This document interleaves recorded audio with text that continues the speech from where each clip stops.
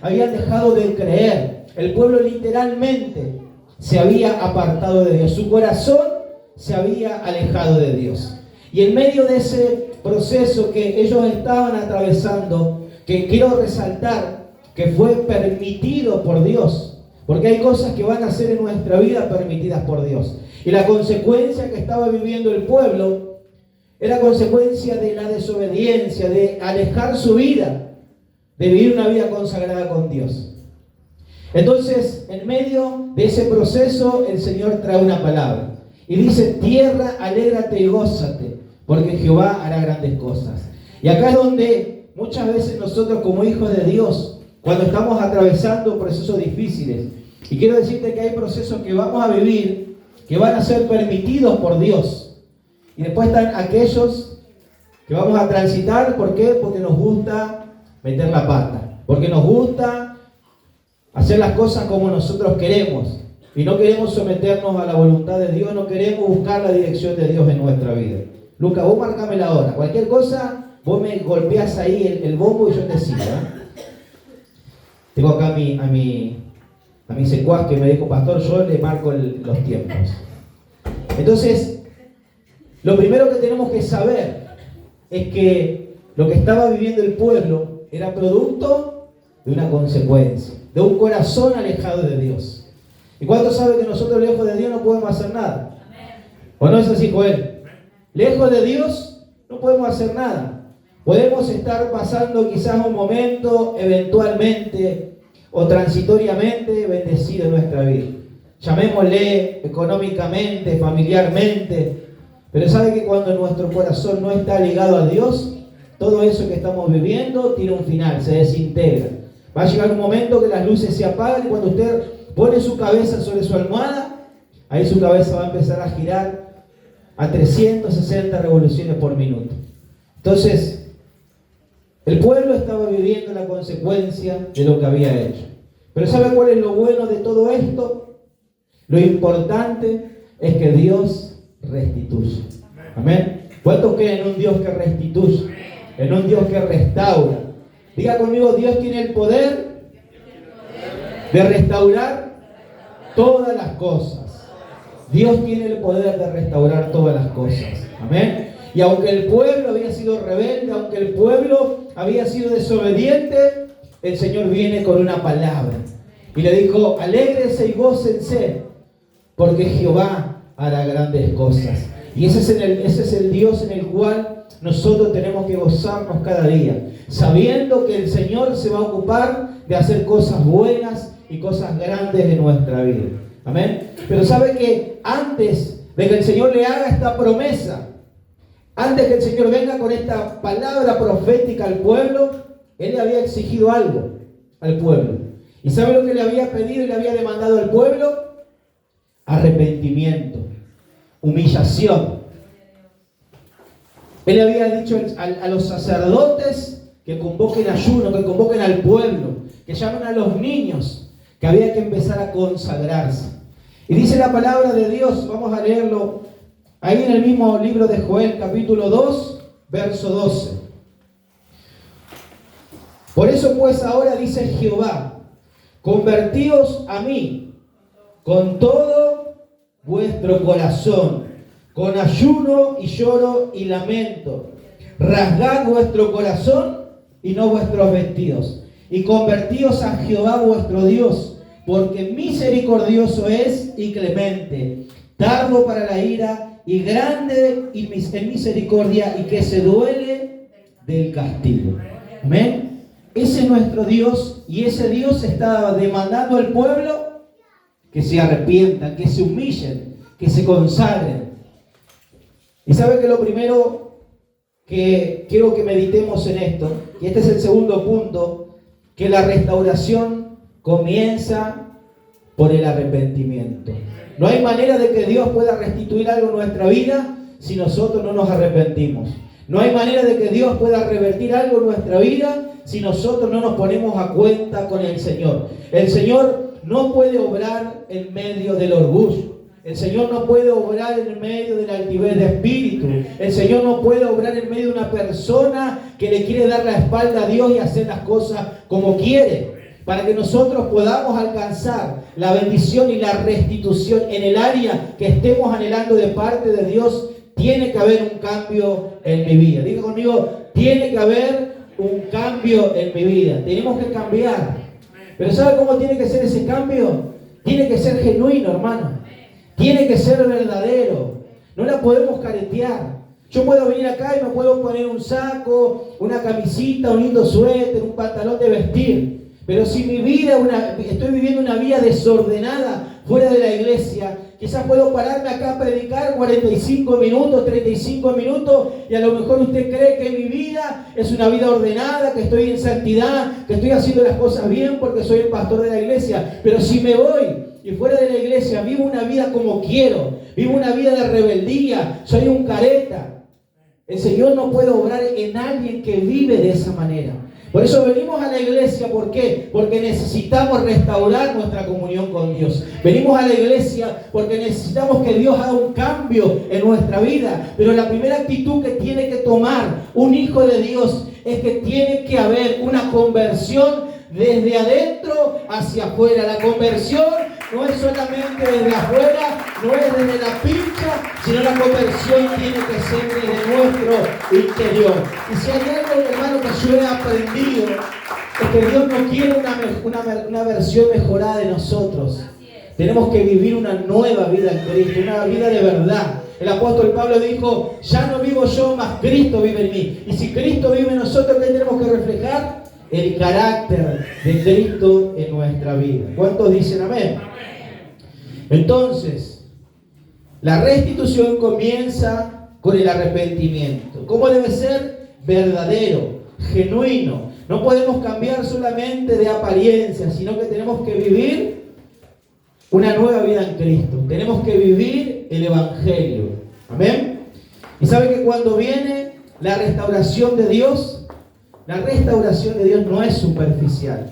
La restauración que Dios hace para nosotros es real y es verdadera. Amén. Cuando Dios quiere hacer un cambio en tu vida y vos estás dispuesto a que Dios haga ese cambio, el Señor va a cambiar tu vida. ¿O no es así? El Señor cambia las vidas. El Señor transforma las vidas. El Señor hace las cosas nuevas. Él es especialista en restaurar la vida de una persona. Pero hermano, tenemos que entender de que somos nosotros primeramente, para vivir ese tiempo de restauración y de restitución en nuestra vida, tenemos que tomar buenas decisiones. Y una decisión es que podamos vivir una vida del Evangelio, que podamos humillarnos delante de la presencia de Dios y que nuestro cambio sea desde adentro hacia afuera. Amén.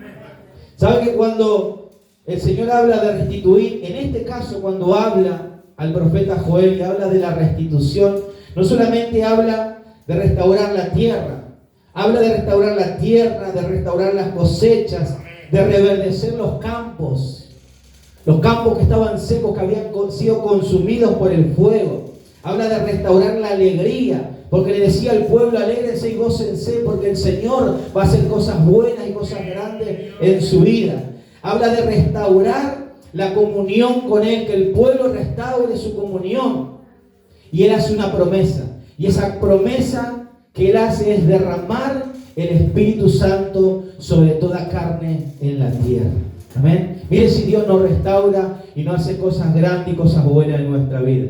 Por eso, hermano, tenemos que cada día humillarnos delante de la presencia de Dios y tratar de buscar un cambio verdadero en nuestra vida. Amén. Que no seamos caretas, sino que podamos vivir el Evangelio de verdad. Y sabe que me noté algunas reflexiones. Y la primera reflexión que hice cuando preparaba este mensaje es que quizás nosotros estamos esperando que Dios cambie una situación en nuestro entorno. Estamos esperando que Dios cambie algo a nuestro alrededor, que Dios resuelva algo que estamos viviendo. Y quizás Dios está enfocado primero en cambiarnos a nosotros. Entonces tenemos que entender que lo primero que Dios tiene que hacer es una obra en nosotros, para que lo demás el Señor se pueda ocupar de hacerlo. ¿Cuántos dicen amén a eso? Amén. Y la restitución que Dios quiere hacer en nosotros comienza en el corazón y no en las circunstancias. El Señor no le dijo al pueblo, yo voy a restituir todas las cosas y después de eso ustedes vengan, humíllense y consagrense. Él le dijo primero, rasguen su corazón, humíllanse, que haya una conversión verdadera y todo lo demás Dios se iba a ocupar. Por eso, hermanos, tenemos que vivir en esa vida, donde nuestra vida todos los días tiene que ser consagrada. Primer punto, dijimos de que las cosas que vivimos no pasan porque sí. Todo tiene una raíz, pero también sabemos que Dios es el que restituye y restaura, y que toda restitución o restauración en nuestra vida comienza desde el arrepentimiento, cuando nos ponemos a cuenta con Él. Amén. Y el tercer punto que quiero compartir es que toda restauración tiene un propósito. Dios no hace las cosas porque sí nada más. Dios no es que te restituye algo y se termina ahí. Toda restauración o restitución tiene un propósito. Dios hace las cosas con un propósito. Dios no hace las cosas porque sí y las termina ahí. Todas las cosas que Dios hace tienen un propósito. Y en este caso, la restitución que el profeta Joel estaba anunciando para el pueblo, o la restitución que Dios pueda hacer o quiera hacer en nuestra vida, siempre tendrá un propósito. Y miren lo que dice el libro de Joel, capítulo 2, creo que es el verso 26. Dice la palabra de Dios, esto cuando Él ya empieza a prometer todo lo que va a hacer, todo lo que el pueblo iba a empezar a gozar, lo que el pueblo iba a empezar a recibir. Él le dice, y comeréis hasta saciaros, y alabaréis el nombre de Jehová vuestro Dios, el cual hizo maravillas con vosotros, y nunca jamás será mi pueblo avergonzado. Y conoceréis que en medio de Israel estoy yo, y que yo soy Jehová vuestro Dios, y no hay otro, y mi pueblo nunca jamás será avergonzado. Amén. El Señor dice estas palabras después de prometer al pueblo que iba a ser restaurado y que iba a vivir un tiempo de abundancia, que iba a vivir un tiempo de multiplicación. Pero esa restitución, fíjese lo que nos enseña. El Señor dice que el pueblo conocerá que Él está en medio de Israel. Entonces podemos entender que todo lo que Dios hace en nuestra vida no es solamente para que vivamos mejor, sino para que su nombre sea glorificado. Todo lo que Dios hace en nuestra vida, o el propósito, no es solamente que vivamos una vida mejorada, sino que su nombre sea exaltado. Que en medio de donde nosotros nos movamos, la gente pueda ver la grandeza de Dios en nuestra vida, lo que Dios ha hecho en nuestra vida, el cambio que Dios ha hecho en nuestra vida, y que su nombre sea exaltado por sobre todas las cosas. Cuando Dios restituye, no solamente restituye para bendecir mi vida o tu vida. No va a ser algo en la vida de Esteban solamente para que Esteban sea bendecido y nada más. Esa bendición que el Señor hace en la vida de Esteban es para que el nombre de Dios sea glorificado, sea exaltado en todos los lugares. ¿Cuántos le dicen amén? Dale un fuerte aplauso al Señor.